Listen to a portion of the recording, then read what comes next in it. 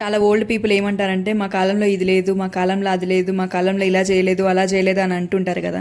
ఎందుకు అంటుంటారంటే ఒకప్పుడు వాళ్ళని ఎంతవరకు రిస్ట్రిక్ట్ చేయాలో అంతవరకు రిస్ట్రిక్ట్ చేసేవాళ్ళు అనమాట. ఇప్పుడు కూడా నువ్వు అలానే రిస్ట్రిక్ట్ అయ్యి ఉంటే కనుక నువ్వు దాన్ని తీసుకెళ్ళి మళ్ళీ మీ అమ్మాయి మీదనో లేకపోతే మీ కోడల మీదనో రుద్దుతూనే ఉంటావు.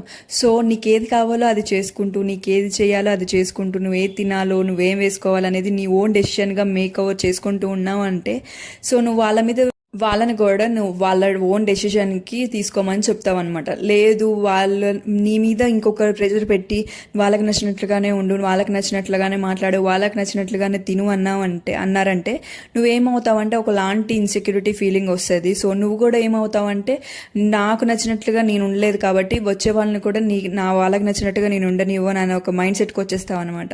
సో ఇది నీ లైఫ్ నీకు నచ్చినట్టుగా ఉండడమే బెటర్ అనమాట. వాళ్ళ లైఫ్ వాళ్ళకి నచ్చినట్టుగా ఉండడించడమే మంచిది అని నా ఉద్దేశం.